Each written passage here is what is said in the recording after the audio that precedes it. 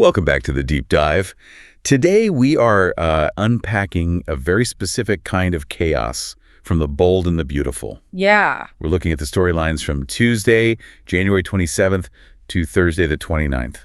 And if you want a masterclass in how, physical proximity can create a total emotional disaster, this is it. This is the week. Our whole mission here is to unpack what we're calling the dangerous snapshot. That's a good way to put it. It's that huge gap between what a character sees with their own eyes and what's, actually happening. And nowhere is that gap wider than at the beach house.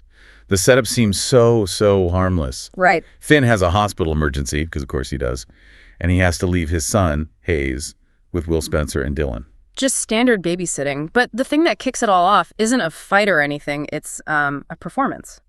The kids convince Dylan to do some ballet. Which sounds cute, right? Mm-hmm. Wholesome. Until, gravity enters the chat. Dylan trips on her ballet slipper. Mm-hmm. But she doesn't just fall down, she falls forward. Directly into Will's lap. The worst possible timing. And that's where the observer comes in. Because in isolation, it's just clumsy. But Ivy Forrester arrives right at that second. Almost certainly sent by Elektra to, check on things. To snoop, yeah. And she looks through the window. And that's your dangerous snapshot. Mm-hmm. She doesn't see the slipper, any of it. She only sees the landing. Her brain just fills in the blank with affair. It's a perfect example of optics versus context.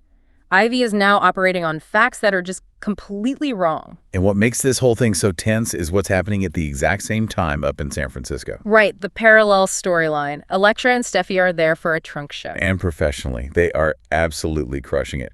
They sell this big necklace to Dottie Bright, who's played by Morgan Fairchild. An icon. And you even get Spencer Pratt as a character named Rich. And Ariel D. King as Harmony. It's a huge business win. But Elektra can't even enjoy it. No, she's just unraveling. She tells Steffi she trusts Will and Dylan, but you can just see the anxiety. She's terrified something is happening. Which is the tragedy of it. She's worried about a betrayal that isn't happening. While her spy, Ivy, is gathering proof of a betrayal that didn't happen. It's like a self-fulfilling prophecy of anxiety. Totally. Her own insecurity is what's going to cause the explosion. Okay, so before we get back into that mess, let's cleanse the palate a little. Yes. There is one couple who is actually operating with total transparency. Carter and Daphne, they're basically in a rom-com this week. Yeah, just planning their wedding, talking about the baby, Daphne's new perfume scent. It's a completely different genre. You need that, though. That little happy bubble makes the deception everywhere else feel so much heavier. Speaking of deception, or at least being totally out of the loop, there's the whole Forrester dynamic. Oh, this is my favorite part of the week.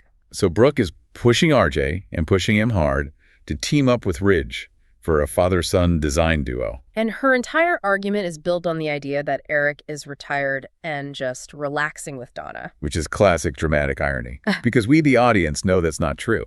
Not at all. Eric has secretly taken a job as lead designer over at Katie Logan's company.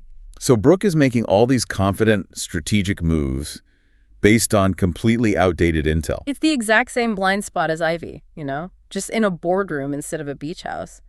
It is setting the stage for a massive ego clash. So by the end of the week, the fallout is it's inevitable. Ivy has seen what she saw, and she is ready to confront Dylan. She thinks she's holding a smoking gun. When really she's just holding a ballet slipper. Exactly. It just makes you wonder, right? How many fights in our own lives start because we walked in 5 seconds too late? We trust our eyes, but maybe we shouldn't. That's the real takeaway. So here's the final thought for you to chew on. Yeah. If you walked in on a situation that looked that incriminating, do you have it in you to ask what just happened before you start screaming? That is a tough question, a really tough one. Something to think about. Thanks for diving in with us.